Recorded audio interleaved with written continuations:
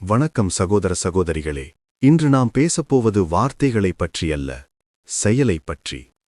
புத்தர் ஒருமுறை தன் சீடனான ஆனந்தனிடம் சொன்னார், தியானம் செய், தள்ளிப் போடாதே, இல்லையென்றால் பிறகு வருத்தப்படுவாய்.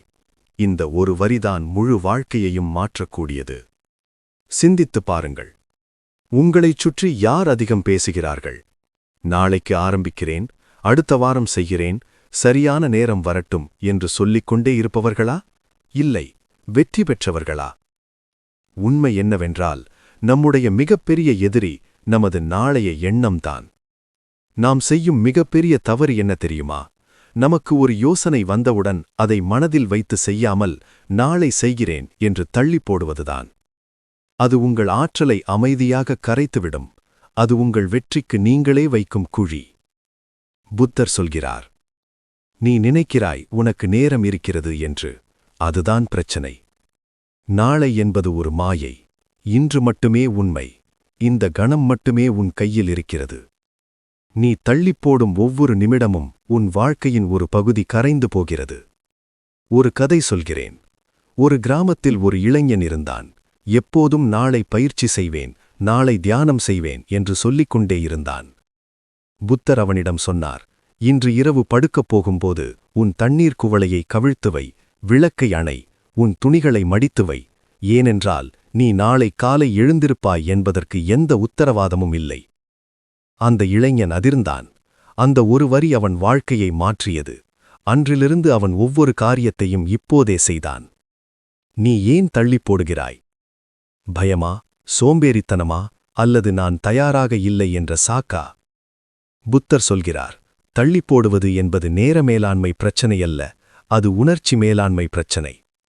நீ ஒரு வேலையை தள்ளிப்போடும்போது அதை செய்தால் வரும் பதட்டம், சிரமம், தோல்வி, பயம் இவற்றிலிருந்து தப்பிக்க முயற்சி செய்கிறாய். ஆனால் அந்த தப்பித்தல்தான் உன்னை பலவீனமாக்குகிறது. நினைவில் கொள், விதை மண்ணில் புதைக்கப்பட்ட உடனே மரமாகிவிடாது. அது இருட்டில் மௌனமாக வேர் விடுகிறது. அந்த பொறுமைதான் அதற்கு வானத்தை தொடும் வலிமையை கொடுக்கிறது. ஆனால் விதை புதைக்கப்படாமல் இருந்தால் அது வெறும் விதையாகவே அழுகிப்போகும். அதுபோல நீ உன் வேலையை இப்போதே தொடங்காவிட்டால் அது வெறும் கனவாகவே அழுகிப்போகும். நான் இதை செய்யப் போகிறேன் என்று பேசும்போது உன் மூளை ஒரு திருப்தியை அடைகிறது. அந்த வேலையை முடித்ததைப் போன்ற ஒரு போலி திருப்தி. அதனால்தான் நீ செய்யாமல் விட்டுவிடுகிறாய். எச்சரிக்கை 1. உன் பலவீனத்தை மௌனத்தால் மூடு. நீ சோம்பேறியாக இருக்கிறாய் என்று யாரிடமும் சொல்லாதே. அதை அமைதியாக உடைத்து எறி.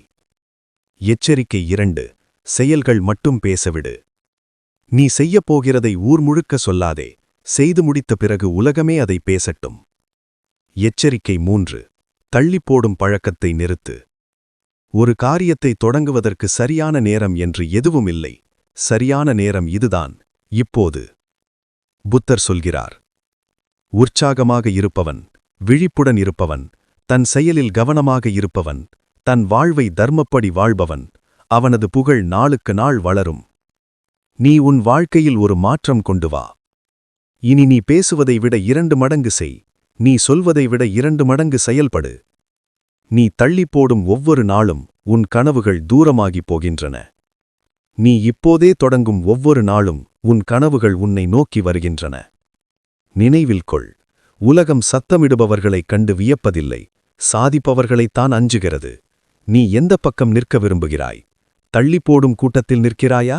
இல்லை அமைதியாக செய்து உலகத்தையே அதிர வைக்கப் போகிறாயா? முடிவு உன் கையில். இன்று முதல் தள்ளிப் போடாதே, இப்போதே செய். உன் செயல்களே உன் குரலாகட்டும். ஒரு நாள் நீ தொடும் அந்த உயரத்தின் சத்தம் உன்னை ஏளனம் செய்தவர்களின் காதுகளை கிழிக்கும்.